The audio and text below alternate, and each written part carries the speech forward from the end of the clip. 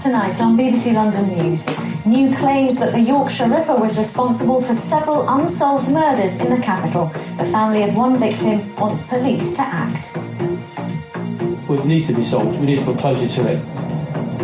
If we get an answer, that people can go to their graves. Her brother has died. Her mum died soon after, not knowing who actually done this. We hear from a former detective who helped catch the Yorkshire Ripper, who believes there may be a link. Also tonight. Jailed by Russian authorities for an oil rig protest more than 2 months ago. Today, 2 Londoners are set free. The Met Police Commissioner tells BBC London why he wouldn't cycle in the capital. We get reaction from the Mayor. Plus... bagging a Beckham bargain, the scrum to buy clothes worn by Posh and Becks to help raise money for victims in the Philippines.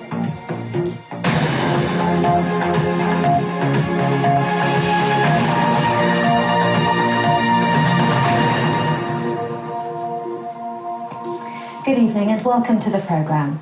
First tonight, claims that the Yorkshire Ripper, one of the UK's most notorious serial killers, is responsible for even more murders than previously thought, including 7 Londoners. Peter Sutcliffe is currently serving life for brutally killing 13 women during the 1970s. Now, a retired police officer who's been looking at unsolved murders says he believes pathology reports show they have the hallmarks of the Yorkshire Ripper. As Gareth Furby reports, the family of one of the victims is calling on police to consider the possibility of Sutcliffe's involvement. For most of his life, Bill Pearson has been haunted by the memory of what happened in this park in Ruislip. It's hard to put into words. It's always inside you. You're always thinking about it. You walk down the street, you go out for the evening, you look at people and think, is that the man who done it? Is that the man who done it? In 1971, his cousin Gloria Booth was dragged into this park, brutally attacked and left to die. The killer has never been caught. Today, for the first time, Bill visited the scene, and while we filmed, a neighbour who remembers those events approached him. It was just round in where the edge is cut away there, that's where it is. That's where it was. That's where she was found? Yeah, as far as I know, yeah. It was a long time, 42 years. Yeah, it's a long time. It's a long time, yeah. But now there's a new theory that Gloria Booth and several other murdered women may be the forgotten victims of the Yorkshire Ripper, Peter Sutcliffe. And this theory has come from a former police officer. For me, apart from the lack of a hammer blow to the back of the head, it suggested Peter Sutcliffe's work. During his career, Chris Clark searched through information about crime looking for links.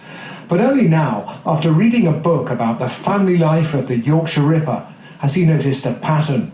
That Peter Sutcliffe was visiting his future wife in London and then lived near Wembley in the early 1970s. Sutcliffe came down at weekends to visit her.